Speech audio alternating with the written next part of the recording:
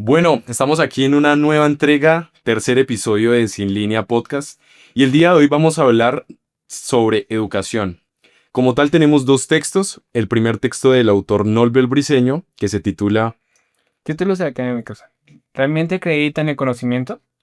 y el segundo texto es del economista, politólogo y filósofo Murray Rothbard, un autor del siglo XX, que se titula Educación libre o obligatoria.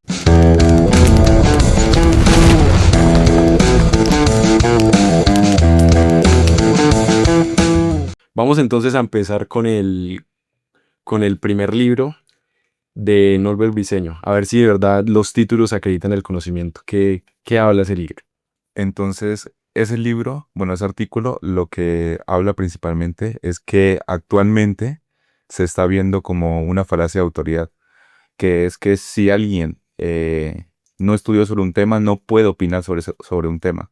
Por ejemplo, eh, o sea, Briceño, Briceño estudió Derecho, o sea, es abogado, y muchos de sus contrincantes al momento de argumentar lo discriminan por no hablar de lo que de verdad está estudiando, porque él se mete mucho en los temas politólogos y filósofos. Entonces, él da un ejemplo de cómo el, el Estado está para monopolizar esa acreditación y cómo lo está haciendo muy mal. ¿Por qué? Porque, eh, ¿Por qué? Porque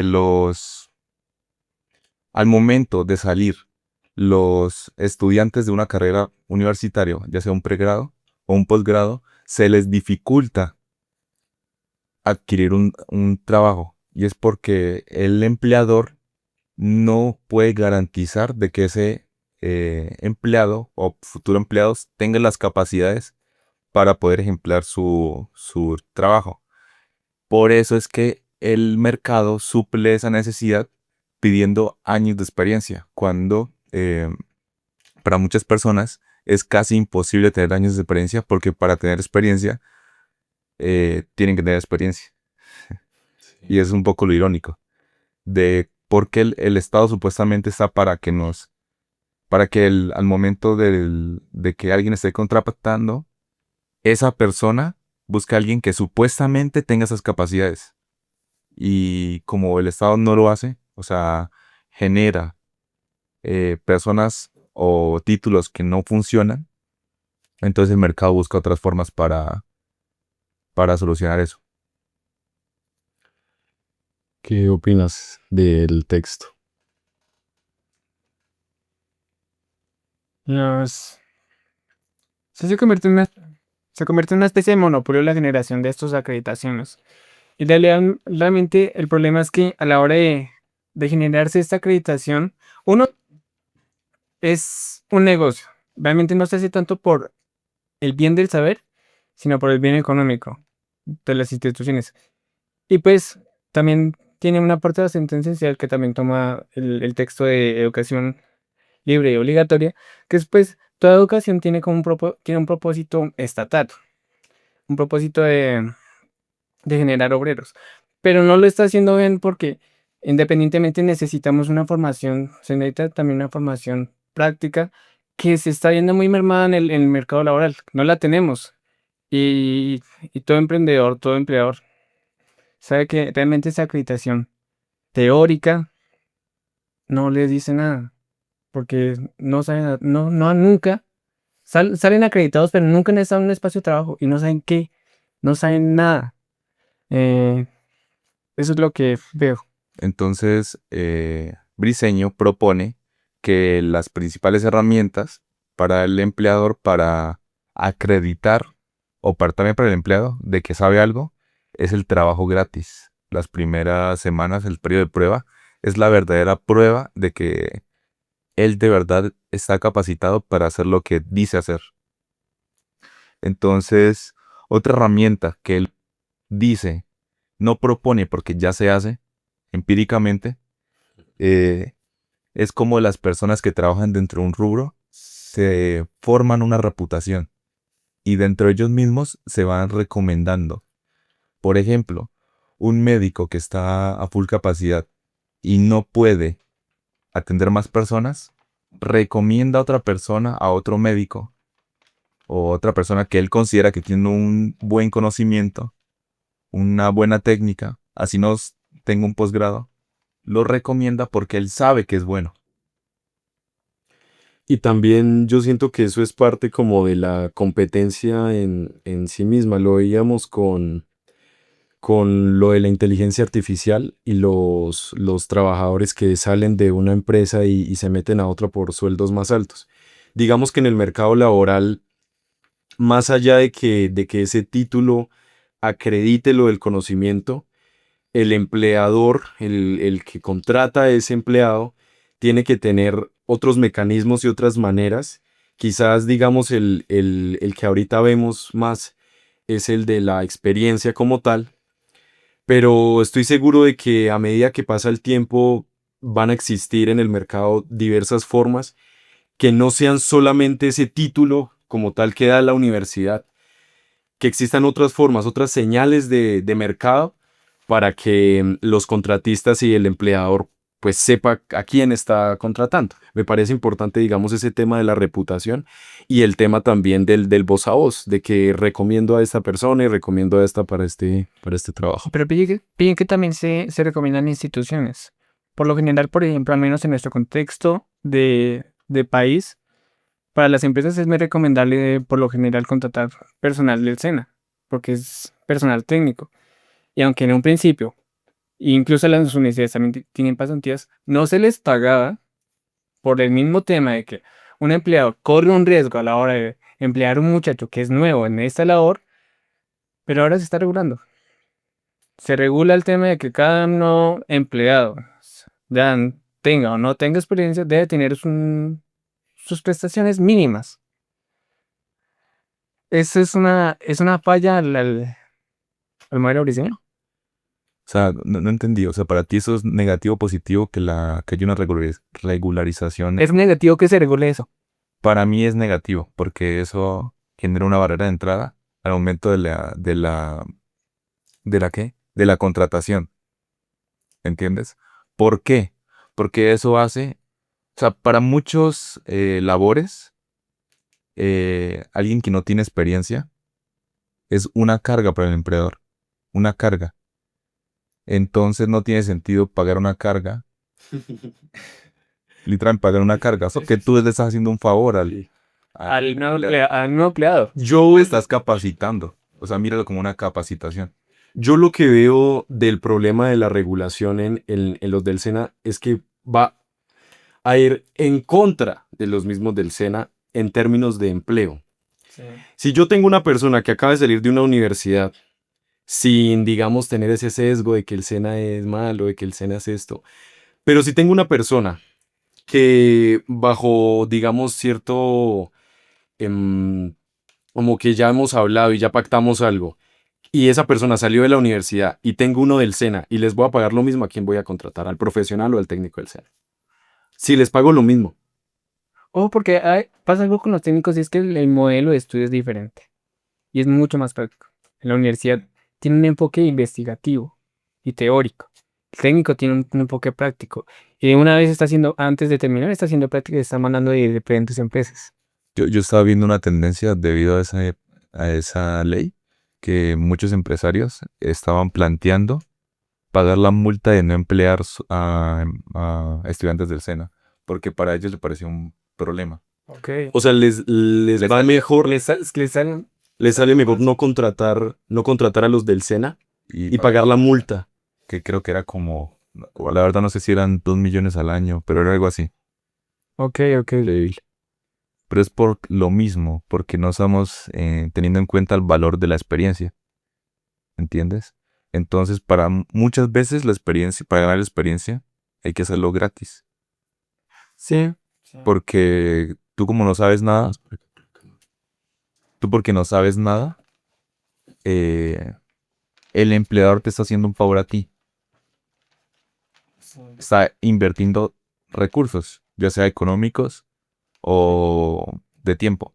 ¿Por qué económicos? económicos en el sentido de que haciendo algo falla y ese producto ya no se puede vender. O eh, puede ser que el empleador invierta dinero en capacitarlo, llevar a una academia para que esté capacitado para su labor específico. O tiempo, porque puede hacer que disponga otro empleado para capacitarlo durante un tiempo. O sea, está perdiendo. O el mismo empleador hacer esa labor. Pero cuidado y no caigamos en el sesgo de que las personas que salen del SENA son necesariamente peores que las que salen de una universidad. Yo siento que obviamente como cualquier regulación al mercado laboral, pues va a ir en contra del mismo empleo. Sobre todo cualquier regulación en términos de salario va a ir en contra del mismo empleo. Es algo que ya está comprobado por la ley económica. Entonces, mm, y es el problema del mismo título. Porque el título de una universidad privada pesa, ¿por qué pesa más que de una universidad pública? Porque el título de la universidad pública pesaría más que, digamos, del mismo SENA. Entonces ya es parte de que el empleador tenga, como decía, esos mecanismos para verificar, digamos, de esas tres personas cuál le conviene más.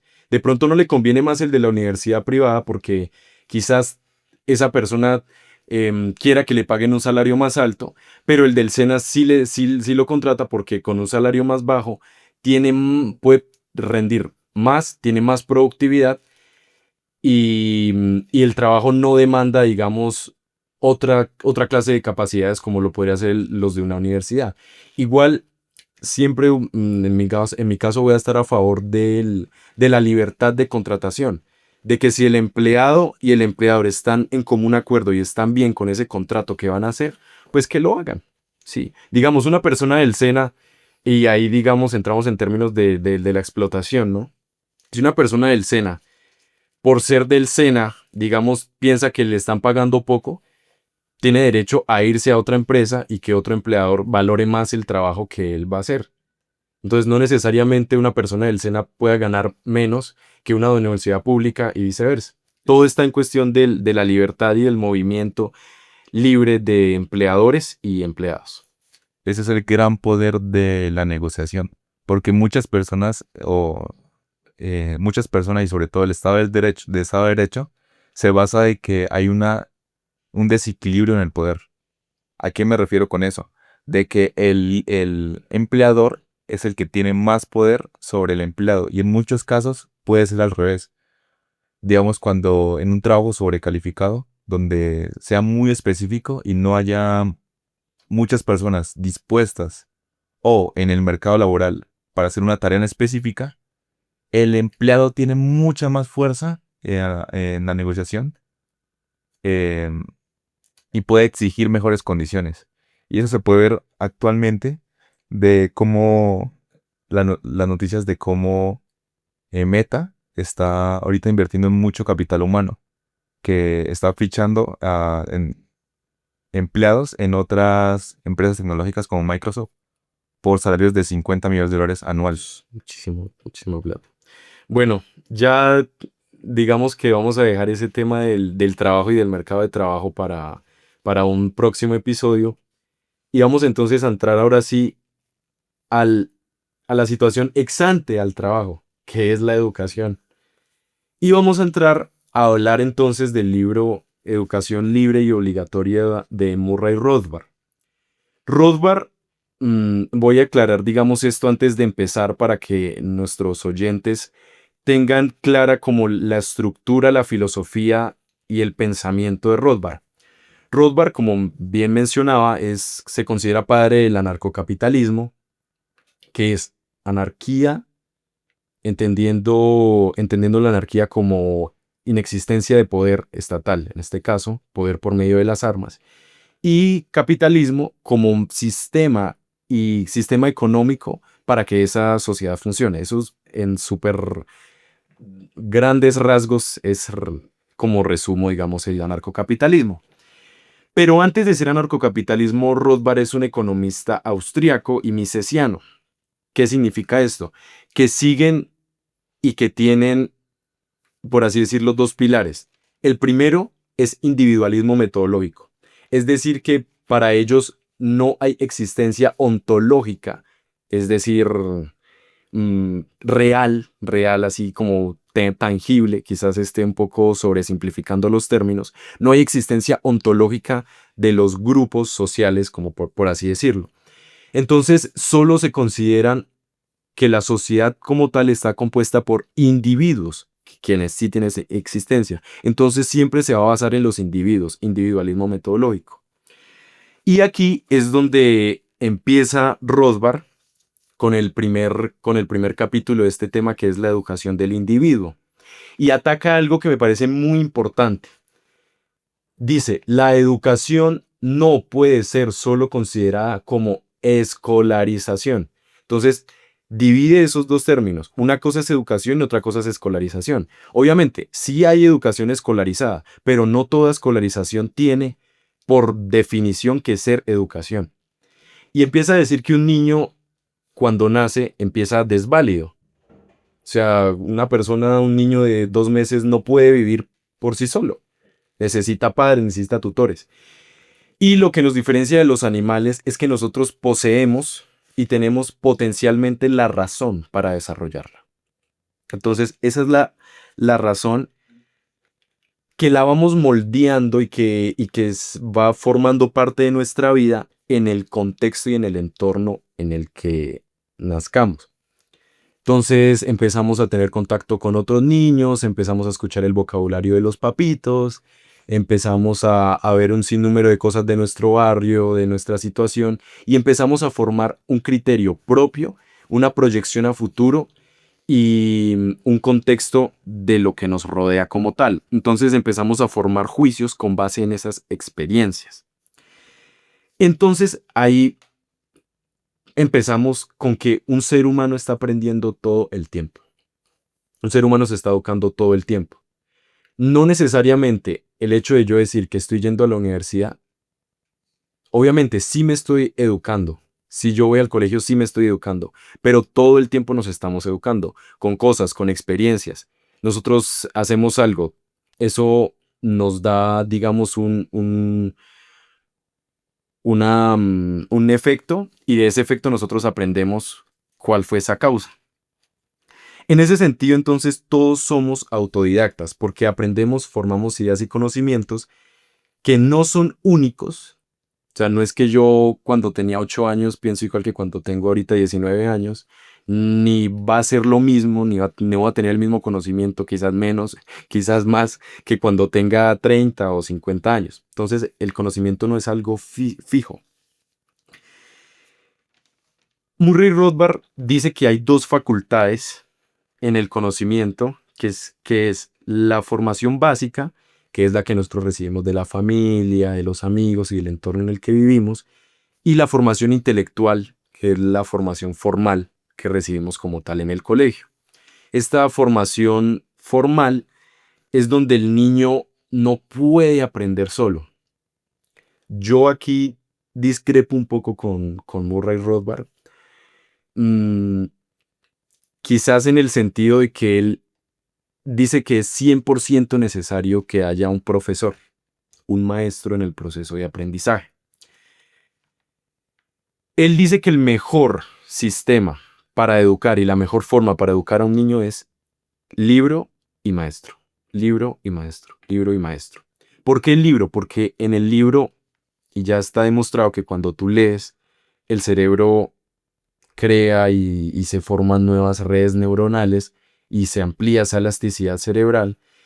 ¿Y el maestro por qué? Porque el maestro es el que conoce el estudiante.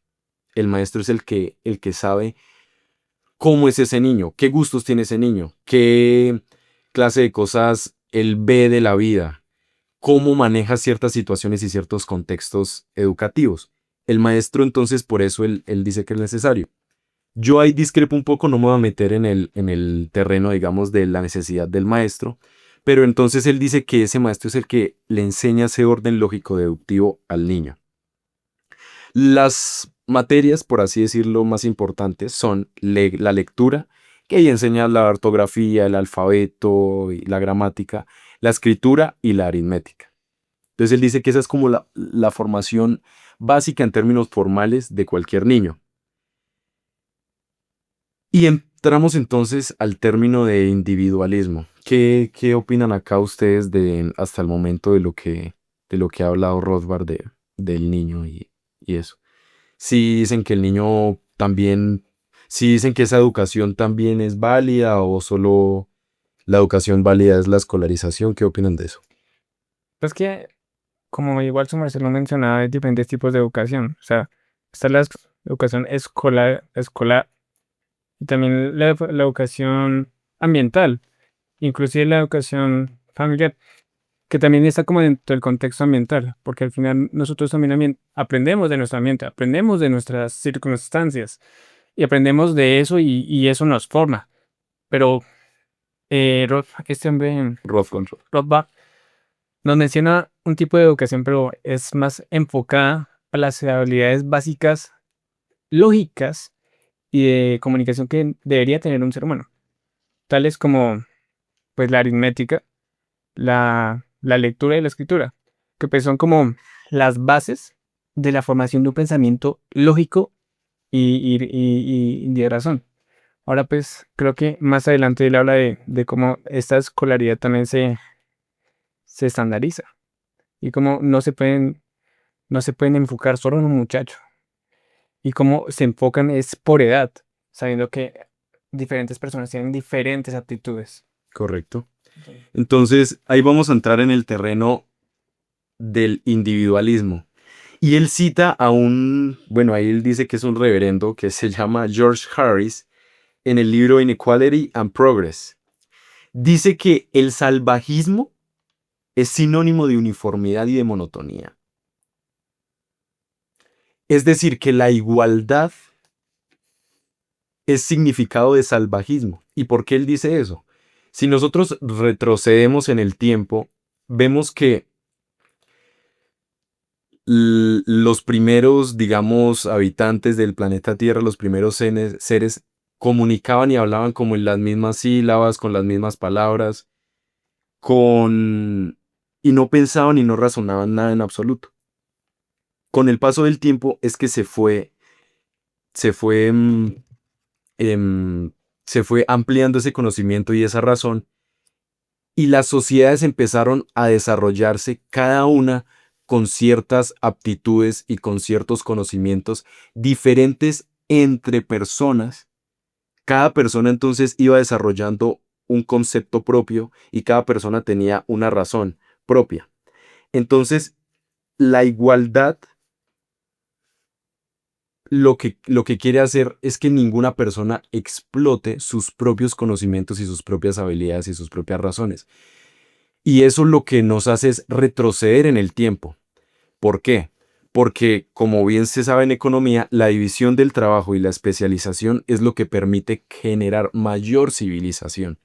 ¿Por qué? Porque ya yo no tengo que hacer todo, sino que ya otra persona hace lo que yo necesito de esa otra persona, pero yo también estoy haciendo lo que esa otra persona necesita de mí. Entonces cada quien se está especializando en esto, yo me especializo en lo otro, y se empieza a formar, digamos, esa individualidad que permite que haya especialización y división del trabajo, como lo mencionaba Smith en su libro. La igualdad niega el principio de la naturaleza humana, dice Rothbard, y dice que lo más importante en una sociedad es la libertad, que ese tiene que ser la condición humana, la condición normal de la naturaleza humana es la libertad, pero la igualdad es la que niega ese principio. ¿Por qué niega ese principio? Porque al estar todos iguales, al todos pensar de la misma manera, no existe como esa libertad individual de explotar nuestros propios saberes, nuestros propios gustos, nuestros propios conocimientos. Y ahí es donde él dice que el mejor sistema de educación es el sistema de educación individual. La instrucción formal tiene que ser individual. ¿Por qué? Porque hay infinidad de combinaciones para enseñar, diferentes ritmos, diferentes materias. Al niño le puede gustar una materia, al niño le puede gustar las matemáticas, al niño le puede gustar el deporte, al niño le puede gustar la lectura, la historia, la geografía. ¿Por qué entonces, y ahí es donde ataca Rothbard, ¿Por qué entonces el Estado quiere hacer una suerte de lecho de Procusto, una cama de Procusto con todos los niños?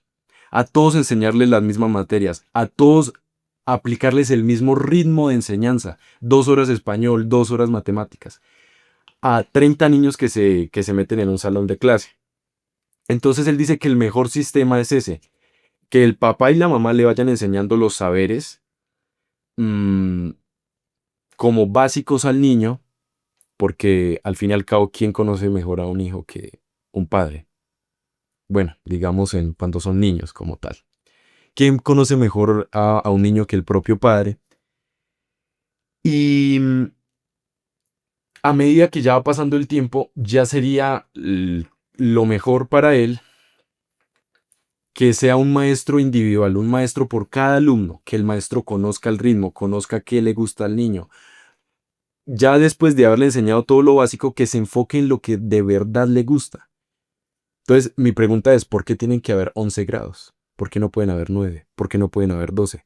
Todo es bajo criterios políticos. Listo, un contraargumento que puede plantearse ahí es que hay miles de estudios que tienen que haber 11 grados y que tienen que haber estas materias y que tienen que haber esto. Eso es violencia. Bueno, continuando con lo de la división del trabajo y cómo es importante el individualismo, eh, yo doy el ejemplo de Lionel Messi, de cómo se infravalora los otros tipos de inteligencia.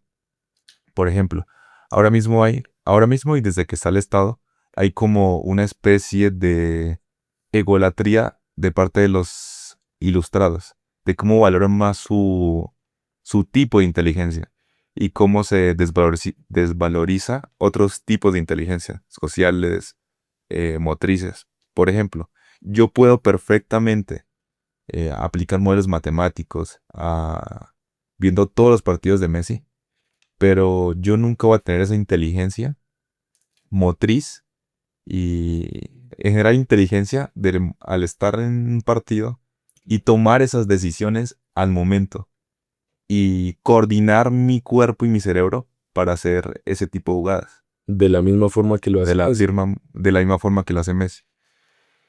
Entonces, bajo mi perspectiva, hay un sesgo de los ilustrados, eh, de los ilustrados hacia el otro tipo de conocimiento. Pero cuidado que el mercado también habla. ¿A quién le pagan más? ¿A un ilustrado o a Messi? Entonces también el mercado valora eso. Pero sí, muchas personas que leen y que estudian dicen, bueno, pero este man, ¿por qué está estudiando filosofía? ¿Por qué está estudiando música? ¿Por qué está estudiando ciertas carreras que si no se leen 1000 libros, si no están 100% metidos en la academia, en la formalidad, no son bien vistas? Pero todo parte desde la escolarización. Todo parte desde que a todos los niños se les enseña por igual las cosas. Y ahí Rothbard, él dice que hay niños torpes, que hay niños intermedios y que hay niños inteligentes. Pero pille que eso no va en pro de la igualdad, va en pro de una equidad. ¿A qué hoy? Esa escolarización no es que ayude a la media, ayuda a la baja, Sí, a los estudiantes que están más más atrás. torpes, sí. Y eso a la larga lo que hace es entorpecer al general. Va atrasando y va atrasando la escolaridad y cada vez los muchachos que tienen mejores actitudes se sienten más excluidos de un ambiente escolar en el cual se sienten, o sea, siente que están sobrecalificados para un lugar en el cual está Atrasados, como atascados. Pero Sí. por eso mismo tiene que ser una educación individual. Y si te das cuenta, como la educación es la parte, bueno, en general casi todas las partes que toca el Estado son las partes más atrasadas. Entonces tú comparas un mercado desregularizado con un mercado regularizado. Por lo general el mercado regularizado casi no evoluciona. Por ejemplo, o sea, ahorita está evolucionando mucho la IA y perfectamente yo veo en el futuro cómo cada niño puede tener un propio profesor pero especializado en él, que entiende sus aptitudes, que entiende De hecho, ya lo sacaron. una pregunta, Ya lo sacaron. ¿ese profesor es virtual? Sí, Sí. pues sí, ya. Ya lo sacaron. Hoy lo sacaron. Yo vi una noticia de Gemini. Sacaron un instructor personalizado. Hoy 8 de agosto. Hoy 8 de agosto de 2025. Bueno, entramos entonces, ¿por qué el Estado hace obligatoria la educación? Digamos, Briseño decía de que se está viendo y ese es el futuro de lo que él dice, lo que él ve, las tendencias, de que para barrer hay que mínimo ser bachiller. Entonces ahí vemos como, Como un título, o sea, no tiene una claro. correlación, pero el Estado obliga a que para barrer hay que ser bachiller como mínimo. O sea, el Estado para, digamos, contratar a una persona de servicio público le exige bachiller. Correcto. Ok, qué violento. Entramos a este punto. Antes de entrar al punto de por qué el Estado hace obligatoria la educación, Rothbard menciona algo importantísimo. Y aquí quiero citar a Chesterton con una frase que él decía que es: los que atacan la familia y los que critican la familia no saben lo que hacen porque no saben lo que deshacen. Murray Rothbard aquí y prácticamente en todo el libro siempre apoya que, y puede sonar un poco feo, que la propiedad de ese niño tiene que ser del padre, no tiene que ser de manos del presidente ni del alcalde, de un desconocido totalmente de ese niño. El problema es que, claro, Rothbard escribe esto en el siglo XX. Ahora vemos que la familia, la institución de la familia acá siempre es, yo creo que vamos a estar a favor de esa institución. La institución de la familia está totalmente denostada, se está acabando cada vez más. Entonces, ese es el problema de que el mismo Estado, metiéndose en la educación de los niños, debilitó la familia. Porque yo ya como padre, yo digo, ¿para qué le voy a enseñar a mi hijo si yo ya lo mando a la escuela? Yo ya lo mando al colegio, allá le van a enseñar todo. Peor aún, que a nosotros, digamos, en el colegio nos decían que los valores se enseñan en la casa y eso. Pero si no hay casa, ¿dónde se van a aprender esos valores? ¿Por qué entonces un profesor que no te conoce a ti, que tiene 30 estudiantes al frente tuyo, tiene que enseñarte cuáles son los valores, cuál es la ética, cuál es la moral que tienes que tener? Pero eso es generalizado, o sea, Claro, esa pérdida de responsabilidad, ya lo habíamos hablado en podcasts anteriores, por ejemplo, del donativo, de cómo, como el Estado tiene que hacerlo, tú ya no donas, porque el Estado lo hace. Ahora mismo con lo de la educación, como el Estado educa, tú ya no lo haces. exacto, ya el cuadro La salud, se lo responsabiliza. como el Estado te tiene que dar medicina, te tiene que dar un servicio médico, tú ya no lo financias. O sea, ves cómo el Estado generaliza la desresponsabilización de las personas hacia em, todo. Y la institucionaliza. Tipo, ¿para qué vas a ponerte a ver a tu hijo? Mándalo desde lo más chiquito que puedas a un colegio. Mándalo desde lo más chiquito que puedas a, a estar dentro de esa institución. Y bueno, ahí entramos con otros contraargumentos. Que el papá no tiene tiempo porque está trabajando, entonces o trabaja o se pone a enseñar al niño y demás cosas. Por eso es entonces lo del maestro individual. Contraargumento del maestro individual. Es caro ese maestro. Ya con el avance de la tecnología vemos que la educación y el conocimiento está a la vuelta de agarrar el celular, abrir YouTube, ver a Julio Profe, ver a Profe Alex y ver infinidad de profesores que aún siendo generalizado ese contenido y sin notas, sin calificación, que vamos a hablar después de eso, el niño aprende aún más que con el propio profesor que lo ve cara a cara y que al menos le sabe el apellido y el nombre. Bastos. Sí. Aunque bueno, sí. Bastos, sí.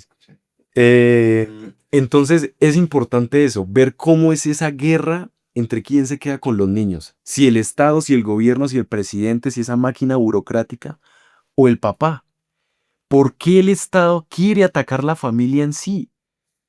Y ahí dice Rothbard que es por la obediencia y por la tiranía propia de la clase política, de la clase dominante, de la clase que tiene el poder por medio de las armas y por medio de la violencia, por medio de ese monopolio.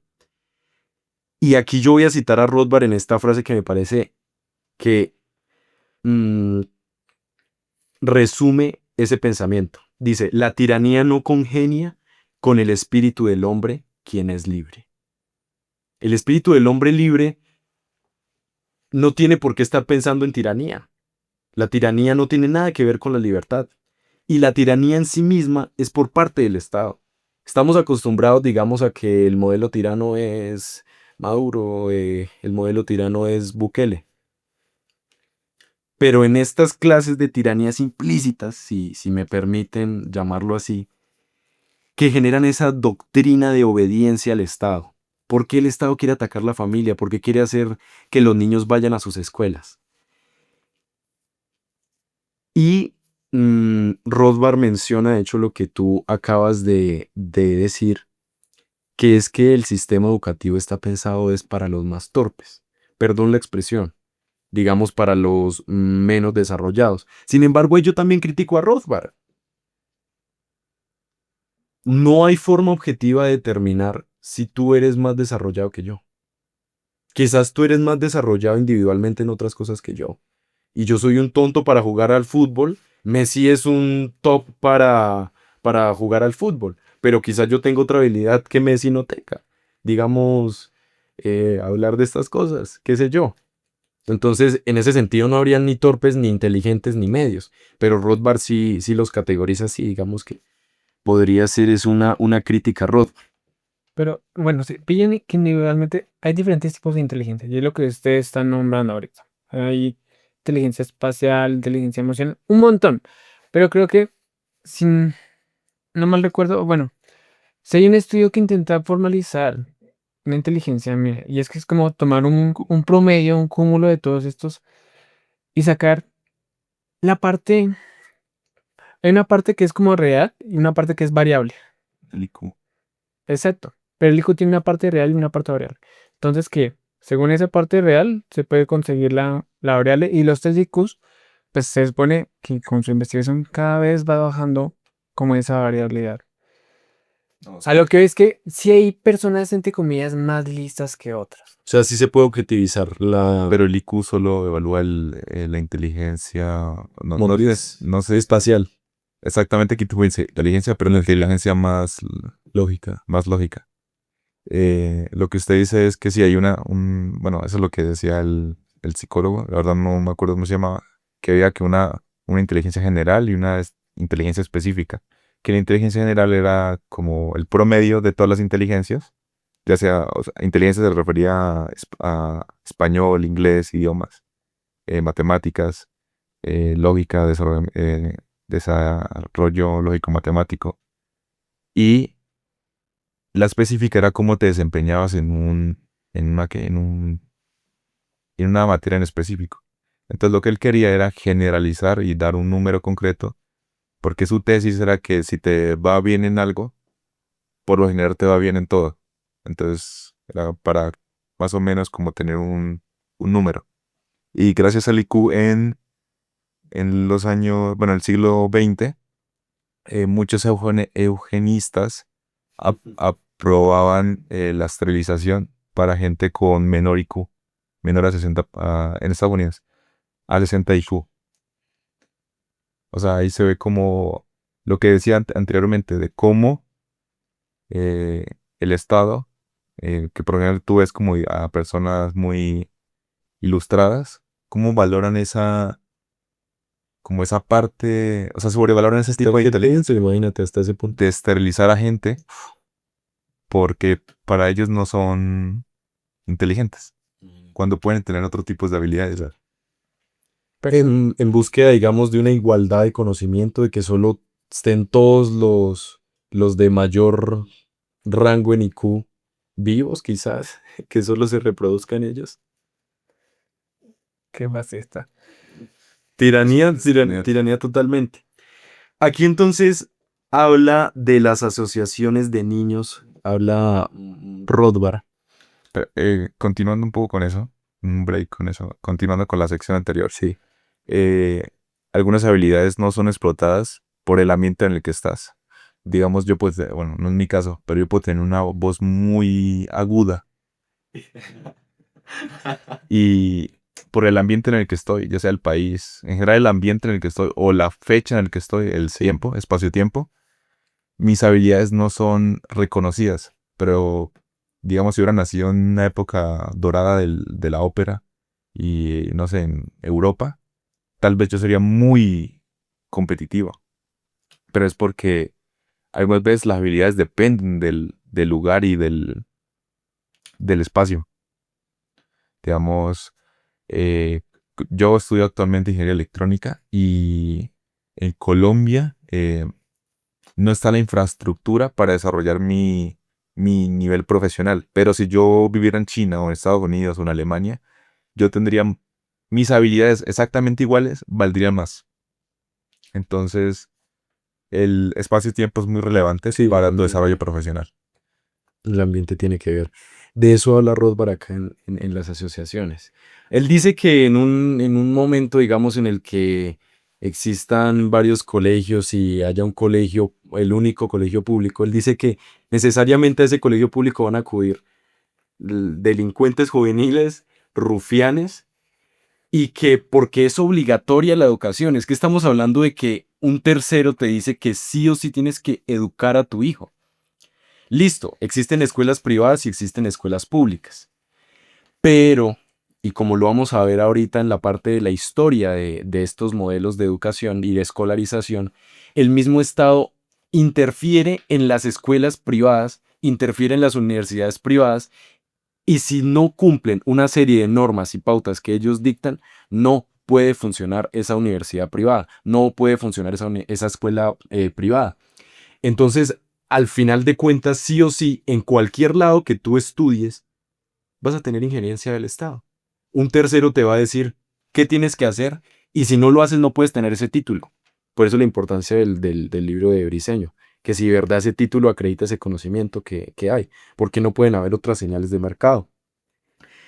Entonces, empezamos acá a hablar de la tiranía y Rothbard, mm,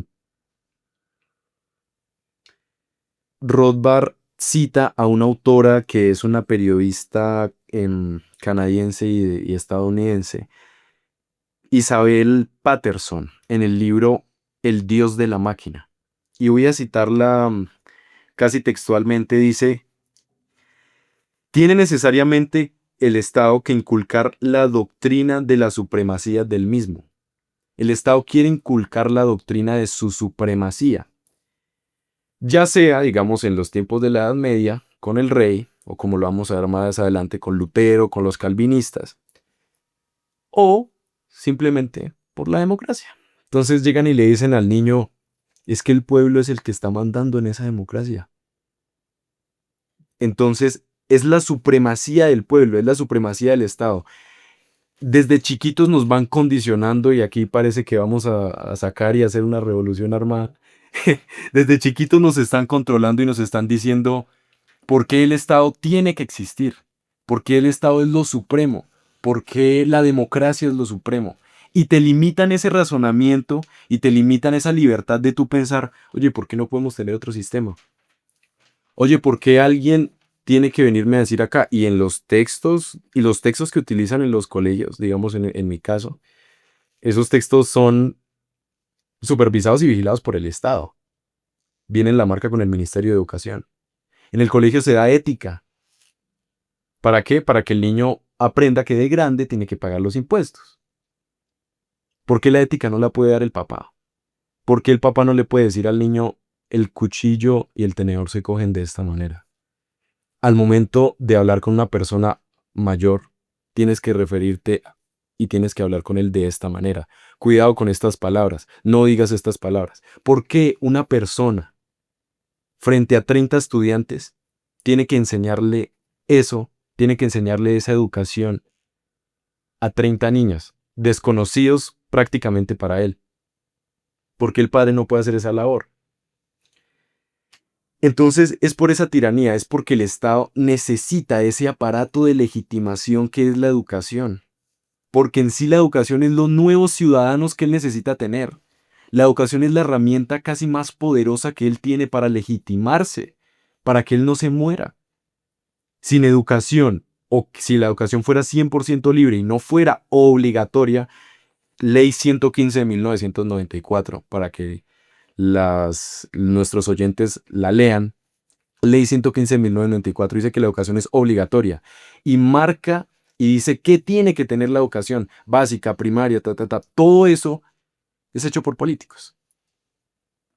Y así queremos educar a millones de personas, digamos acá en Colombia y en otros países del mundo. Es importante entonces este, este libro, El Dios de la máquina, de la periodista Isabel Patterson y filósofa. Y hace entonces Rothbard una analogía con el periódico. Entonces dice, bueno, imaginemos que al periódico y a un medio de comunicación le hacen lo mismo. Que si este periódico no cumple con las normas que dice el Estado, no puede salir al mercado. Este canal de YouTube, por ejemplo, es libre. Porque si el Estado quiere, nos puede decir a nosotros, si no dicen lo que nosotros queremos que ustedes digan, no pueden mostrar ese video. Y por eso hay tiranía. O nos condiciona la bibliografía, que es lo que está pasando con la educación. O sea, Total. es muy peligroso, o sea, el control de la información. Porque literalmente toda la educación de todo el país, ya sea pública o privada, está basada en un pensum y lecturas mínimas. Lecturas mínimas que están sesgadas bajo esos ilustrados que mencionaba anteriormente, de que hay una preferencia por la ilustración. Y también hay como ciertas, ¿cómo se dice? Sesgos ideológicos en esas lecturas mínimas. Que, digamos, ahí está lo de Jerome, que criticaba un poco lo de más, ¿qué era? Menos Marx, más Menos Marx, más Hayek. de- Entonces es importante que haya esa libertad donde si yo doy mi opinión, puede que no le guste, es que no tiene que gustarle a los demás, necesariamente no le tiene que gustar a los demás, pero al menos la doy, cosa que no pasa en Cuba. El que hable en contra del régimen, para afuera. Cosa que no pasa en Venezuela, el que hable en contra del régimen, se va para la cárcel, preso político. Eso es entonces libertad. se usan herramientas estatales para hacer lo bien posible a esa persona que hable. No necesariamente puede ser la cárcel, pero puede ser que el gobierno mágicamente encontró una infracción sanitaria en su negocio y cerró. O puede ser que esa persona dejó de recibir un subsidio. Los subsidios son una forma de violencia porque hace que alguien sea más dependiente de otra persona. ¿Por qué? Porque le quita parte de unos ingresos De la otra persona. y le devuelve unos servicios y se vuelve dependiente del Estado. Y aparte servicios que son 100% subjetivos. ¿Cuánta policía necesitas tú? ¿Cuánta seguridad necesitas tú? ¿Cuánta salud necesitas tú? Es 100% subjetivo. No podemos definir esos servicios. ¿Cuánta educación necesito yo? Digamos, 100 de educación. tal cual, hermano. Se hace como un estudio de la educación por zonas y dicen que según tanta población se necesitan tantos policías, según tanta población necesita tantos centros asistenciales, hospitales, doctores. No sé de las otras partes, pero sé que con la seguridad está un poco al revés. ¿Por qué? Porque, digamos, un lugar seguro donde ponen más policías, menos policías. En el lugar inseguro. En el lugar seguro. Entonces, ahí se ve cómo los recursos van a lugares inseguros y a pesar de que se van más recursos, siguen siendo inseguros y no se estudia por qué los lugares seguros son seguros. Son seguros. Cultural. Y ahí Es es casual. como, sí, ahí ¿cómo se dice? O sea, se premia la inseguridad. ¿Por qué? Porque los lugares inseguros eh, se van más sueldos, se van más... Van más policías, va más seguridad. Y aún así siguen siendo los más inseguros. Sí, es un tema más cultural. Pero esperen, tú decías, No cultural, sino burocrático. Lo diría. ¿Por qué? porque hay como una ineficiencia estatal. No, pero, o sea, yo hablo de que una ciudad es más segura o más insegura cultural. O sea, por la Ok. cultura de la gente, por las personas. De que es la distribución de recursos. No, o sea, no porque lo que decías, no porque en un lugar haya más policías significa que sea más seguro. Correcto. Us- Ustedes antes mencionaban que la educación era impuesta. Lo es. Pero igual, hace un momento mencionabas que hay como unas bases para la educación mínima de todo ser humano, Sí. que pues se basan en el lenguaje y en la lógica, la aritmética, la lectura y la escritura. Sí. Pero la mayoría de nuestra educación se basa en estas tres bases, según, según bajo mi experiencia también. O sea, la mayoría está bajo matemática, castellano, pero creo que donde está el problema, donde ustedes ven el problema, es En, en materias donde intentan condicionar nuestro actual cultural. no necesariamente, o sea, también, pero nosotros criticamos un poco, bueno, Rothbard, ahí me estoy apropiando las ideas, es la duración del curso, La duración, la manera en la que se la enseña intensidad. y la intensidad en la que se enseña y por qué se enseña. O sea, Por ejemplo, lo que siempre dicen, y hay memes de eso. Aquí tengo este sueldo porque sé utilizar el plano cartesiano y las coordenadas X, y juego fútbol. Entonces lo que Rothbard dice es lo básico, aritmética. Un papá no le puede enseñar a sumar al hijo. Un papá no le puede enseñar a multiplicar al hijo. Ya si el hijo le gustan las matemáticas, se especializa y se le consigue el maestro para que el niño aprenda algo más en matemáticas. Si le gusta la historia, pues se va por la historia. El problema es que tenemos ahorita un sistema, mm, y aquí voy a sonar un poco raro, de que estamos creando obreros, de que estamos creando prácticamente máquinas, de que 50 niños aprenden lo mismo para que hagan todos lo mismo. es el, No hay libertad. es el resultado de la revolución industrial. Realmente ese sistema al final lo sacaron de los espartanos. Producción de, no obreros, sino producción de guerreros. Producción de gente que sea obediente. ¿Tú has escuchado la Universidad de las Hamburguesas? ¿Qué es eso? Es una película. Sí. Se aplica. Es es como un instituto que creó McDonald's ¿para qué? Para capacitar a sus empleados. ¿Cuánto hora tengo? Necesito tomar. Sí, bien. No tengo conocimiento específico, pero son diferentes formas de educar. O sea, es más especializada a algo.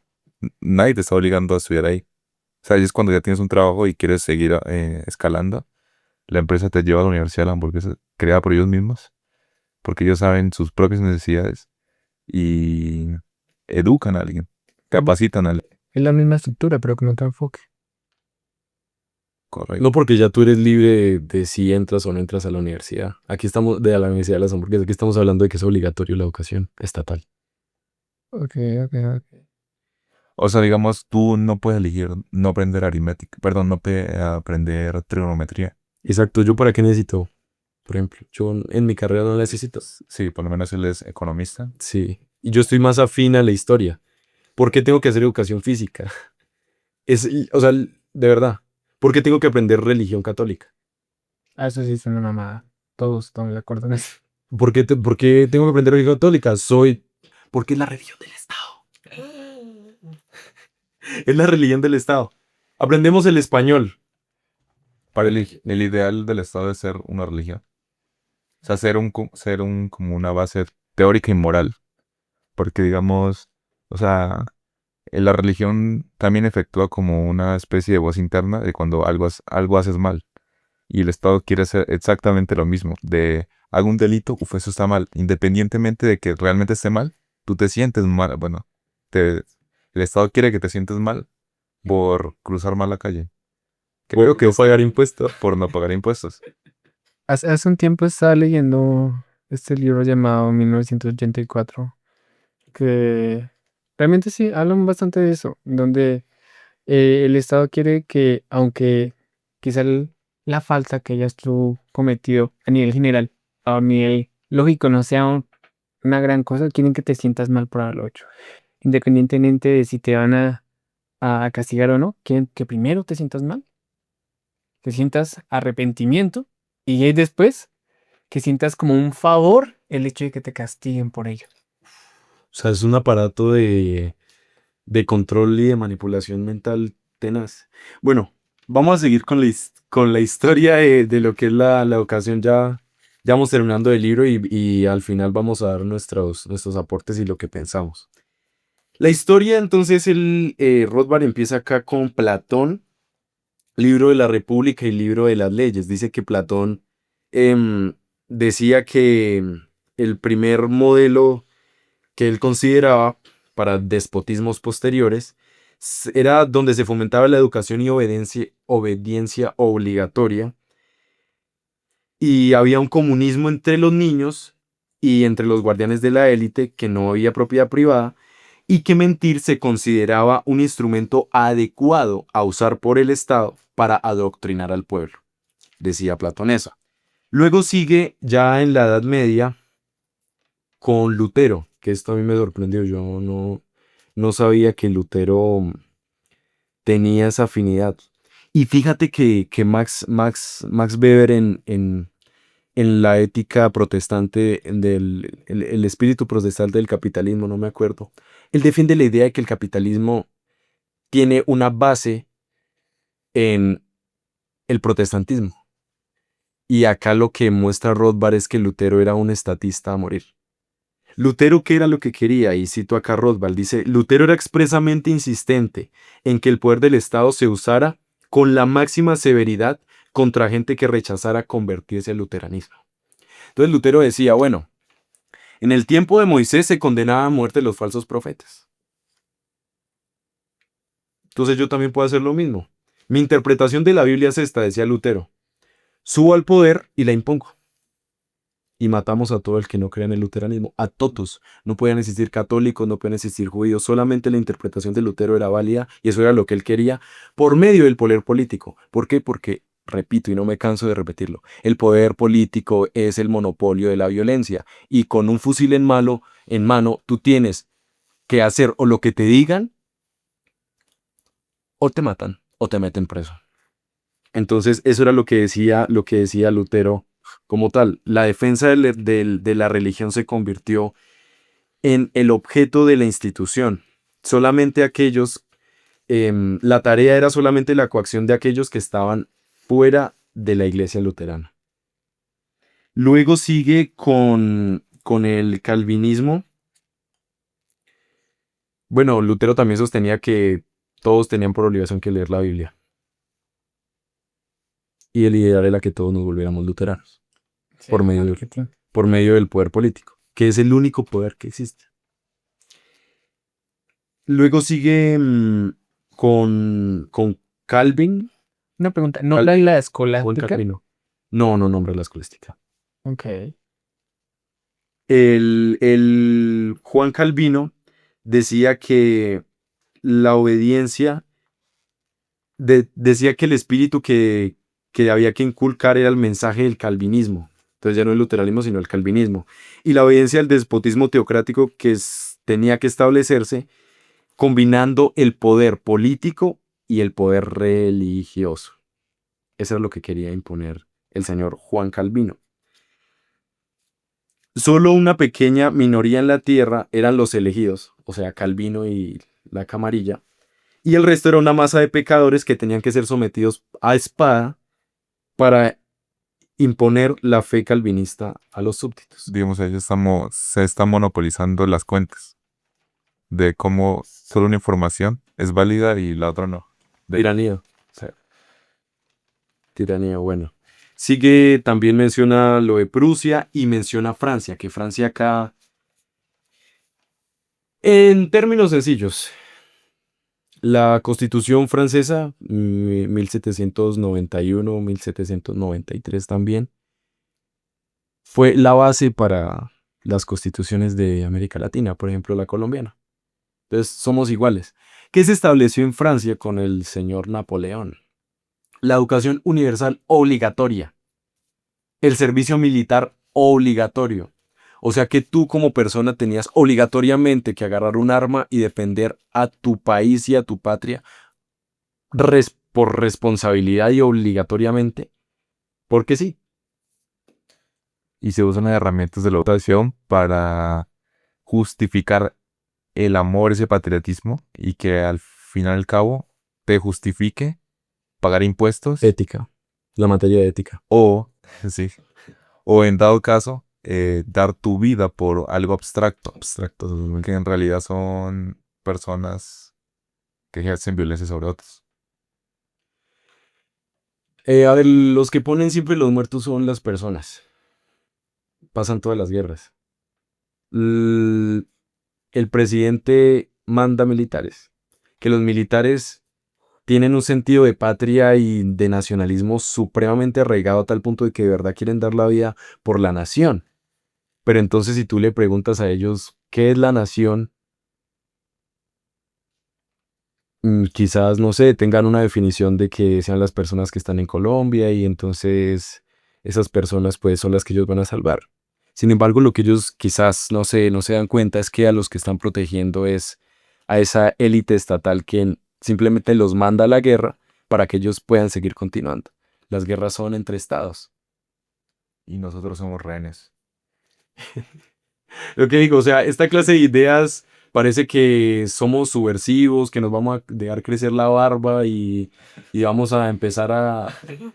Una revolución, mi hermano. Sí, una revolución. Como Rosarín, tener podcast con Y, Maduri. y vamos a agarrar y vamos a ir matando a todos los presidentes y esa. No, o sea, no es así. Capítulo 4 con Bukele. Ya después, ya después vamos después a ir exponiendo más este pensamiento anarcocapitalista. Y Napoleón puso algo que era la universidad oficial en Francia. Que la universidad oficial era principios de lealtad al Estado y al emperador. Y trataba de monopolizar. Que solamente esa sea la única universidad. Es como si aquí en Colombia solamente haya una única universidad. Mi pregunta es, ¿de verdad es libre esa? ¿De verdad que otra persona te diga que tienes que tener principios de lealtad con el emperador es libre y que sea obligatoriamente que no haya más universidades? ¿Por qué? ¿Por qué la clase política quiere hacer eso si se supone que el Estado es para que podamos tener todos igualdad de oportunidades, podamos tener igualdad de acceso? El Estado lo que hace es que da esa educación para que los niños no se la pasen en la calle, que educándose. Mucha gente dirá que eso ya no pasa. O sea, ya no es tan directo, pero lo que pasa es que esas instituciones evolucionan, ya no hay un solo, ya el Estado no tiene una cara, ya no es el rey o un emperador, sino ya es un concepto de un ente. Pero el objetivo sigue siendo el mismo, solo que ha evolucionado, ya no es tan directo. Ahora usa otros medios y mucho más eficientes porque ni siquiera nos damos cuenta. Ahora es. Además, fíjese que este tipo de educación, o sea, no fue creada por el Estado. Y ustedes ahorita lo mencionaron. Fue creada por la iglesia. Y es un tipo de control que ha sido muy eficaz en nuestra historia, entre comillas, moderna, los últimos siglos, quizá milenios. Y el Estado, al ser un ente que busca siempre su perpetuación y ver que ese sistema funciona, evidentemente lo voy a tomar. Evidentemente, al ver un sistema que funciona, lo voy a tomar. El problema, y aquí te pregunto esto, ¿quién necesita más? ¿El religioso al político o el político al religioso? El religioso necesita más político. Yo digo que es al contrario. ¿A quién le creen más las personas? ¿Al presidente o al pastor? Bueno, es verdad. Es al revés. Es al revés. Entonces, Pero por eso los políticos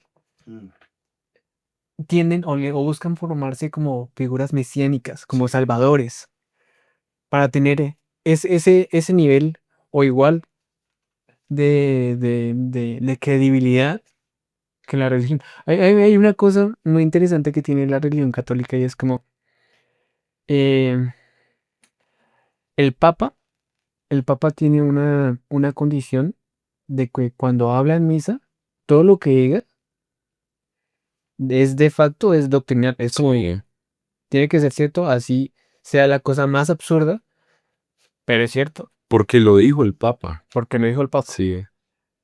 muchas veces pasa también con los Del políticos. político. Pongamos un ejemplo simple, Trump. Muchas veces saca cosas muy desmesuradas que quizás en primera instancia no tiene mucho sentido, pero como es Trump, Sí, como tiene tanto poder, como es esa figura, se le cree directamente. evidentemente. Y aquí hay algo que también, maldita Revolución Francesa, el culto a la democracia. Yo siempre voy a estar en contra. Digamos que es el modelo menos peor, si se puede decir así. Quizás esté cometiendo algún error em, léxico, pero lo que nos enseñaron es que la democracia era y hay que respetarla. Y es que el pueblo es el que decide y toma las decisiones en la democracia y por eso es el mejor sistema que existe en el mundo y en el planeta. Maldita monarquía, maldito rey. El problema es que el rey nunca quitaba más del 50%, más del 40% de impuestos, si se puede decir así, de tributos a las personas. Y ahorita nos quitan más del 40% de la plata que deberíamos de estar ganando en realidad, de los ingresos reales. En fin, no pudo funcionar por falta de fondos. Esa universidad oficial de Francia, del Napoleón, y las universidades privadas, si querían funcionar, tenían que enseñar el patriotismo. ¿Por qué entonces hay que enseñar el patriotismo obligatoriamente? Porque el Estado necesita legitimarse. Y lo que explicábamos al inicio, la mejor manera es agarrar a los niños desde chiquitos y decirle esto es así, esto es así, esto es así para cuando grandes no molesten. Doctrinar. Adoctrinarlos totalmente. Bueno, ya terminamos acá con unos puntos que toca Rothbard sobre la situación actual, bueno, en esa época. Dice el primer punto, como conclusión, que el efecto de la educación es destruir el pensamiento independiente del niño y en realidad reprimir cualquier pensamiento que él pueda tener. Y felicito a los profesores que siempre nos dicen, digamos, en el colegio y la universidad, venga, no se queden con lo que yo les digo acá. Felicito de verdad esa honestidad intelectual que tenga cualquier profesor de decirle eso a su alumno. Ya es cuestión del alumno si quiere o no. Quizás por pereza no quiere refutar al profesor. O quizás muchos profesores tampoco fomentan que lo refuten a ellos. ¿Por qué qué? Porque ahí tiene la nota. Porque después le voy a caer mal al profesor y me va a poner mala nota y me pone entre ojos, entonces mejor soy súbdito y estoy adoctrinado a lo que diga el profesor y me va bien y me saco buena nota y tengo el título. Quizás también puede tener que ver eso ahí. El segundo dice que el plan es abolir las notas con las que se conoce el grado de progreso de los niños mejores y peores. Yo aquí estoy en desacuerdo con Rothbard. Rothbard sí está a favor del sistema de notas. Yo, la verdad, no estoy a favor. ¿Por qué? Si pongo un libro de Karl Marx y pongo este libro, ¿cómo puede un profesor objetivamente darle una nota a uno y darle una nota al otro?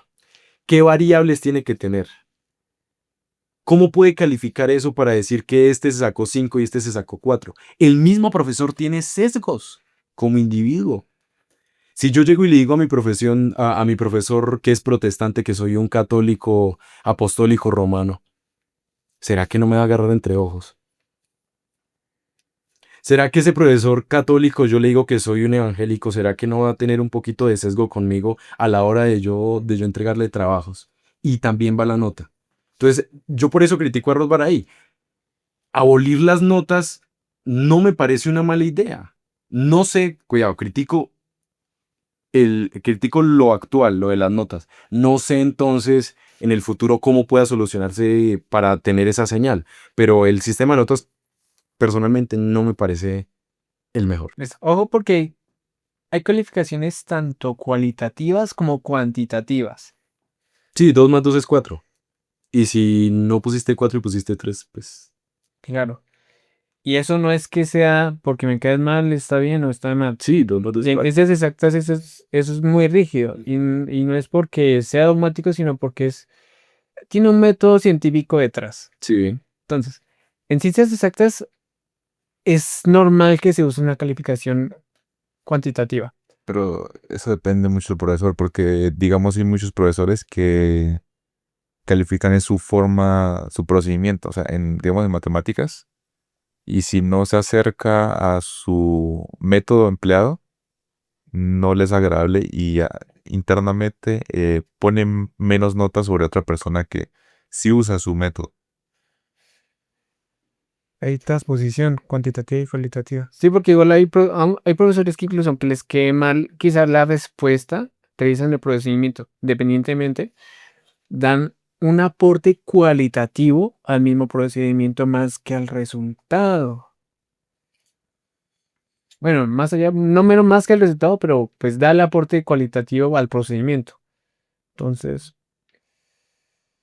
pero pues independientemente siempre va a haber ese tipo de calificación para ciencias exactas. Ya para cosas más abstractas como la literatura. No, no puede, No, que no existe. eso sí es muy, pues ahí se pueden seguir reglas y estándares, pero hacer una calificación a eso es mucho más complejo. ¿Sí has visto el pensum de una carrera o el pensum de una materia en específico? Que dice, Módulos. sí, el módulo de una materia en específico en la universidad, dice cuáles son las cualidades que tiene que tener una persona al momento de, de pasar esa materia. Y personalmente el modelo que me gustaría sería si alguien cumple con esas expectativas marcadas en los cursos, debía ser aprobado automáticamente. Ok, o sea, propones ese sistema en lugar de una nota. Sí, o sea, no, o sea, lo imagino más como todo o nada que un gradualismo. Ok, sí. Pues Rothbard defiende este sistema de notas porque él dice que si yo saqué un 1 en el parcial, entonces voy a motivarme, pero si yo no tengo notas y soy un estudiante inteligente, entonces no sé cómo medirme. Doy un ejemplo muy práctico, que son, digamos, los puentes. O está bien hecho o no está bien Donde hecho. está bien hecho. Todo o nada. O eres capaz de hacerlo o no eres capaz de hacerlo. Si no eres capaz de hacerlo, se cae, que pasa mucho aquí en Colombia. Jamás. Pero es 100% cuestión también subjetiva de cada empresa, si se puede decir que una empresa es un individuo. Y saber qué trabajadores o cómo calificarlos. Y también es que estamos pensando y que la universidad es para generar trabajadores. Porque la educación tiene que 100% estar definida o pensada para el trabajo. Quizás también es importante ver ese punto, ¿no? Digo, como para reflexionar. Sí, ¿por qué no puedo yo aprender algo porque lo quise aprender y me gusta? Bueno, otra crítica antes de seguir con las últimas dos que quiero hacerle a Rothbard es lo de la educación. ¿Es necesario entonces que haya una convivencia entre los niños? Porque si yo me quedo en la casa con mi profesor y no salgo y no tengo convivencia con mis niños, con los otros compañeritos, ¿puedo estar bien desarrollado? ¿Puedo desarrollar habilidades sociales quizás? ¿O me tengo que limitar a una videollamada con mis amigos? Ese punto lo quería tomar hace un tiempo. En un principio, cuando tu merced se está hablando de esa educación Sí. personalizada por IA, es que es importante también esa socialización y cómo va a ser esa evolución del cómo socializamos. Aunque es un hecho de que ya realmente nuestra socialización con nuestros Virtual. pares es totalmente digital. Es importante también la presencial, es importante también la cercanía con el otro. La cuestión es esa, también digamos que hay muchos estudiantes que, bueno, un problema de la convivencia es el bullying, es todas esas cosas que quizás ahí se suprimen, pero tampoco esa habilidad social de relacionarme con los otros, o también el niño puede después de estudiar tener compañeritos y decir, bueno, salgamos a jugar algo o eso, que quizás eso ya no va a existir más. El bullying nunca ha estado o el bullying no va a estar condicionado a un lugar físico. Existe el Sí. phishing, existen muchos métodos digitales Ok. para también acosar a una persona. No está ligado únicamente a un te pego, monte, Te quité porque te la hablan. la lonchera. No, hay muchas maneras virtuales de joder a una persona. Sí, total. Entonces, son como mecanismos que se perpetúan, pero lo que pasa es Que que, transmutan, ¿no? y que incluso pueden empeorar porque se deshumaniza. O sea, tras una pantalla no estamos viendo una persona, estamos escuchando a alguien, pero no vemos que es una persona, se deshumaniza. Bueno, importante ese tema, quizás lo toquemos en un episodio siguiente, como esa parte de qué está haciendo la tecnología con la persona, con las personas como tal, con los individuos. Sería importante tocar eso después. Bueno, la última crítica que me gustaría hacer es como que encontré un cierto error, una cierta contradicción, porque Rothbard dice que hay mucho énfasis en banalidades, tal cual lo dice así como la educación física, los juegos y asignaturas triviales. Pero entonces, si él me dice antes que el individuo tiene ciertos gustos y que hay que respetarlo, porque ahorita él dice que educación física es una materia banal. No necesariamente, si a un estudiante le gusta la educación física, pues puede hacerlo. Entonces, eso no estaría, digamos, en favor de Rothbard ahí.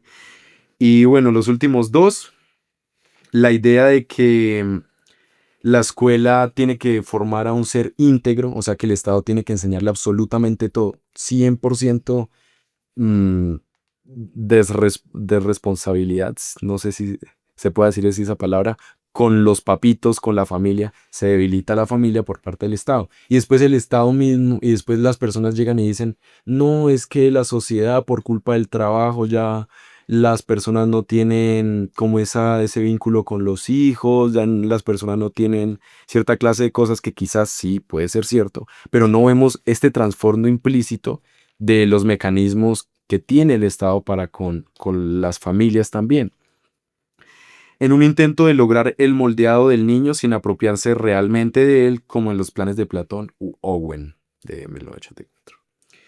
Y termina con esta frase, individual, indudablemente, el efecto de todo esto es alimentar la dependencia del individuo respecto del grupo, digamos en el salón, la opinión de la mayoría es la que se respeta. Ya se empieza a condicionar al niño de que la democracia es buena. Se homogeniza. Se homogeniza, la opinión de la mayoría es la que cuenta. Mi opinión ya está condicionada, que si no opino igual que la mayoría, va a ser el bicho raro. Va a ser el niño, este niño piensa diferente, esto es anormal. Entonces, no pienso y entro a ser parte también de la mayoría. Cero individualidad, cama de Procusto, como veníamos diciendo. Entonces, es esa fomentar y alimentar esa dependencia del individuo respecto del Estado. No sé si quieran hacer algunos comentarios finales. Bueno, con respecto a que la gente ya no está, se está alejando de la familia y decías que mucha gente le critica eso y le culpa al trabajo. eh, para mí no es así porque en el trabajo muchas veces tu compañero puede ser tu propia familia y el trabajo eh, puede ser también un lugar donde tú generes relaciones sociales. Y, y eso no es que sea de esta época, digamos en épocas preindustriales. Peor. Sí, se trabajaba mucho más que en épocas de agricultura, cuando había cosecha de 10 a 12 horas y se seguía teniendo esa cercanía con la familia. Entonces, el trabajo no es el que te aleja de la familia. Ok. ¿Y tú crees, digamos tú crees que ahorita las personas trabajan más o menos que antes? En cuestión de intensidad horaria y en cuestión de fuerza física y mental. ¿Qué crees? ¿Antes hace cuánto? Revolución industrial, Pues claro, mucho menos. mucho menos. También. ¿Tú crees que eso ha sido gracias a que el Estado ha intervenido y ha dicho que menos horas trabajadas? ¿O por qué será? No, eso se da por un proceso natural. Bueno, natural no es. De hecho, el capitalismo no es natural. Sino eso se da por un proceso de la evolución de la productividad de las personas, de cómo cada vez se va generando más infraestructura y va haciendo que el entorno de una persona se vuelva más productiva y por menos cantidad de recursos, o sea, tanto tiempo como cosas materiales, produzca más cantidad de servicios y productos. Ojo, porque aunque sea más productivo, si fuera solo esa la razón, con el mismo tiempo aumentando la productividad, estarían mejor. Teniendo aún las 14 horas con mayor productividad, estarían dando mucha más producción. Hay una condición social y regulatoria en este tema, porque igual existe esta tendencia de los derechos humanos a crear ciertos estándares sociales y laborales. Entonces, el resultado de esas como sentimientos de que el ser humano se merece ciertos estándares, es el que ha bajado esa cantidad de horas. Pero para compensar ese bajón de horas, se ha intentado aumentar cada vez más la productividad. No, o sea, Porque igual, o sea, póngase que aumenta la productividad. Se aumenta la productividad porque no tener igual más horas y tiene mayor producción. No, es que, a ver, tú piensas que el sistema económico es producir más, más, más y siempre producir más. Y pues esa es la idea que tú piensas. Porque si tú dices, ¿por qué no dejamos con más productividad más horas? Pero no necesariamente necesitamos más horas y más productividad para producir más. es que hay tipos de trabajos. No, y aparte de eso que también piensas que, digamos, una empresa quiere producir la mayor cantidad de cosas cuando la empresa siempre se rige es por la demanda que ya tiene o por la demanda que planea tener. Digamos, es como si yo saliera a esta hora a vender 500 empanadas. No necesariamente las voy a vender porque ya es de noche. O sea, no quiero producir más.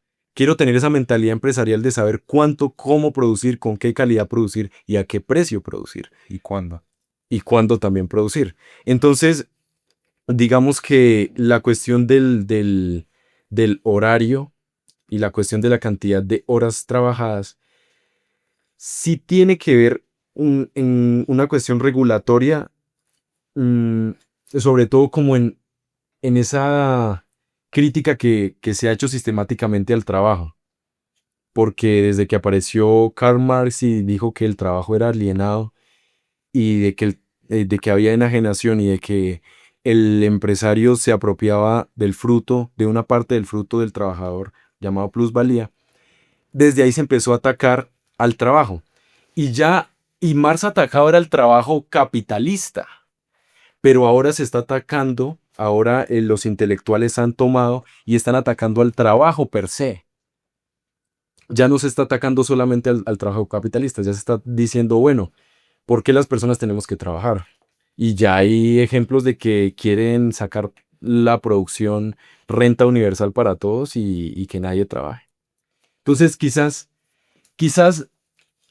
lo que yo pienso es que a una mayor productividad y a una mayor capitalización no es lo mismo yo agarrar y construir todo este apartamento, todo este edificio con un martillo, con un cemento y con mi propia fuerza a tener máquinas, a tener cierta tecnología, a tener también cierta especialización, que lo que me va a hacer es producir más rápido, en menor tiempo y con menor esfuerzo. Si yo me pongo a redactar un libro con una máquina de escribir ahorita, pues ¿qué estoy haciendo? Estoy acabándome, pues no sé, los dedos de tanto escribir o porque si me queda mal tengo que volver a poner otra hoja. Entonces la productividad, la capitalización lo que me genera es, tengo mejor tecnología, puedo trabajar quizás menos horas, que también se piensa que el capitalista siempre quiere a poner a trabajar más al trabajador. No, señor, el capitalista lo que le interesa es ganar plata. A veces el mejor capitalista, el mejor empresario, es el que mejor da condiciones laborales. Porque, digamos, yo soy dueño de digamos, que soy un dueño de una constructora. Y a mí no me interesa que una persona trabaje 15 horas porque sé que al día siguiente no va a tener la misma energía y no va a ser constante. Entonces, a mí me interesa que mi empleado duerma bien, tenga una buena educación, perdón, tenga una buena salud por términos individuales, a mí me interesa que mi empleado esté bien. Y si tú quieres tener los mejores trabajadores, necesariamente, si tú quieres ver que tu empresa crezca, necesariamente tienes que ofrecer esas condiciones y el trabajador también tiene que ver que esas condiciones que es el que le ofrece el empleador también le sirvan a él. Por ejemplo, si yo te digo ahorita, listo, te voy a contratar a ti y te voy a dar 50.000 pesos y te quedas, no sé, hablando aquí toda la noche. ¿Tú quisieras esos 50.000 pesos hablando aquí toda la noche, 24 horas? Tú te sentirías obviamente explotado porque necesitas dormir, necesitas ir a comer, necesitas eso. O sea, desde esta hora hasta el día siguiente hablando.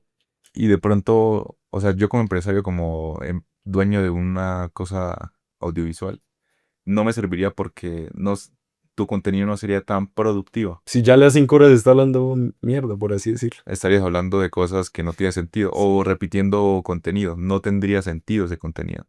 No eres productivo trabajando tanto tiempo. O sea, sí. Y entonces ahí viene el problema de que regulamos y que decimos que para todos los del SENA, este salario. Para todos esto, este salario. Y no hay entonces esa flexibilidad laboral de que si yo como empleador, digamos, tenía. Siempre se piensa eso. El empleador va a pagar lo menos y el empleado siempre quiere lo más. En toda negociación pasa eso.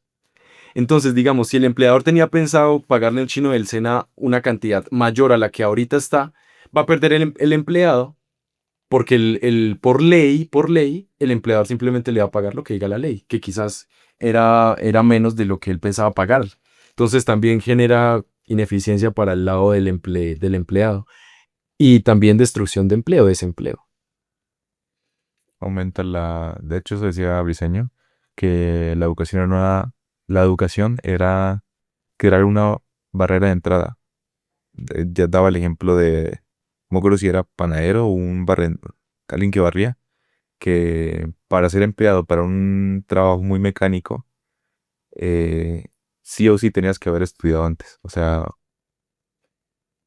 hubo un requisito previo muy grande, porque ahorita está muy generalizado de que todo el mundo es bachiller, pero si lo ves muy de cerca, son 11 años de capacitación. Y tú escuchas prácticamente todos los días que las personas dicen, no, es que tengo que estudiar, tengo que terminar el bachillerato y ya personas pues mayores, adultas que no terminaron, tienen que terminar eso porque no les dan el trabajo que quizás también es mecánico, que quizás obviamente no requiere cierta especialización. No estamos denostando, no estamos, digamos, menospreciando clases de trabajos mecánicos, que quizás ahorita son los que menos se van a ver afectados por la inteligencia artificial, pero, pero sí requieren menos especialización que, que digamos otros trabajos. Y que si yo lo sé hacer y por no terminar un 11 y por no tener un título no me den el trabajo, más desempleo. Y no tiene nada de malo esos trabajos mecánicos. De hecho, algunos son muy bien pagos. Ahí, sí, Soy ejemplo un trabajo mi que, carnicero. no otro, que es muy desagradable, que es la limpieza de pozos sépticos y se paga muy bien. Muy bien. Bueno, muy bien para dentro del rubro de agricultura, construcción, se paga bien. Sí. Y Bueno, necesitas una educación previa. ¿qué otro comentario respecto a este tema de la educación que se les ocurra? ¿Y qué sentido la evolución de la misma? De la misma educación. Sí. Ok. Creo que la evolución de la inteligencia artificial ha dado el empujón que necesita la educación para por fin salir de ese estanque en el que ha estado los últimos no sé cuántos siglos y poder por fin pasar a esa personalización que necesita y que ha necesitado tanto tiempo y que en su momento tuvo, pero a la hora de la estandarización se tuvo que cortar porque es mucha gente, es mucha población. Entonces me da curiosidad cómo se va a implementar, si van a seguir habiendo instituciones, al menos escolares. Sí. ¿Qué efectos sociales podría tener esa escolarización virtual y cómo va a reaccionar la economía a ella? Yo pienso que en el futuro van a haber muy, muy pocas, tanto colegios como universidades presenciales. Primero por costos. Bueno, depende si el sindicato lo deja. Bueno, es que sí, estamos hablando de que van a haber muchísimas regulaciones. Quizás nos prohíba la inteligencia artificial y seguimos lo mismo, seguimos estancados. Sí, o sea que sí o sí tienes que estudiar y si no, no te dejan salir del país. Puede ser. Y el que encarece la educación es el Estado regulándola. Porque digamos, doy un ejemplo de Uber, de cómo la gente generalizadamente prefiere Uber por su calidad de servicio. Y aún así el Estado no se adapta a las nuevas tecnologías y sigue eh, encasillado con los taxis. ¿Y sabes por qué es? Por el, ¿cómo se llama? Sindicato de los, o sea, el punto es que De los taxistas. de los taxistas, que es un monopolio, de que no te pueden ir a recibir ¿cómo se llama? A un aeropuerto o a un terminal porque es ilegal. O sea, ahí se ve cómo hay una preferencia estatal. Y se puede trasladar eso mismo a la educación. De cómo, sí, puede ser mil veces más Eficiente. eficiente la educación virtual, pero no, el Estado no la va a avalar. Entonces, Porque hay un sindicato muy grande en cuestión de precios, ¿qué hace el que ofrece el servicio de Uber? que se llama FECODE, creo que se llama. FECODE. Sí, el sindicato de profesores. ¿Qué hace el servicio de Uber en ese caso? Pues como estoy corriendo un riesgo de que, hijo de madre, me agarren los taxistas y me rompan el carro, subo el nivel de precio. Y lo mismo, bueno, no en términos de riesgo, pero lo mismo pasa también con las universidades privadas, que tenemos en mente eso de que siempre lo privado es caro. Sí, actualmente todo lo que es privado, no todo, todo lo que está intervenido por el Estado y actualmente es de carácter privado, entre comillas, porque ya vimos que, y lo que les digo, lean esa ley que ahí dice que también las escuelas privadas tienen que tener ciertos estándares para poder funcionar. Pero entonces, esa, esa regulación que hay, lo que hace es que la universidad privada sea más costosa, que la salud privada sea más costosa, porque no se le deja actuar en libertad y no hay competencia para que en esa competencia pueda haber un aumento de la calidad del servicio para atraer más clientes y al mismo tiempo un descenso del nivel de precios también para atraer más clientes. De hecho, hay una oferta limitada en los Sí, doctores en medicina. Yo te había comentado eso, sí. de que el Estado pone unos cupos limitados y eso hace que se crea como una inflación en puntajes y en precios muy grande. Digamos, en casi todas las universidades públicas en Colombia, siempre son las carreras con más puntajes porque o sea, hay una demanda y el Estado limita esa oferta artificialmente. ¿Y por qué no deja que el propio mercado se regularice automáticamente? Y lo que yo pregunto, o sea, ¿por qué la comida no la da el Estado? ¿Por qué la ropa no la da el Estado? Y actualmente, en términos relativos, obviamente. No, o sea, yo no estoy diciendo que actualmente todo el mundo come las 3 veces al día. Pero en términos relativos con los siglos pasados, la comida ha bajado muchísimo de precio y la vestimenta ha bajado muchísimo de precio. ¿Por qué no la educación? ¿Por qué no la salud baja de precio? Y Digamos, justamente esa relación causal de que el Estado está en la salud y está en la educación, ni en la comida ni en el vestir. digamos, la verdad no sé muy bien el precio, perdón, el porcentaje, pero digamos, yo diría, eso ya es opinión, que la mayoría de familias se gastan un 20-30% ¿en qué? En alimentación, cuando en siglos pasados, preindustriales, yo creo que era cercano al 90 ochenta Claro, por o ciento sea, la gente quería vivir sin comida y sin vestido. ¿Quién vive?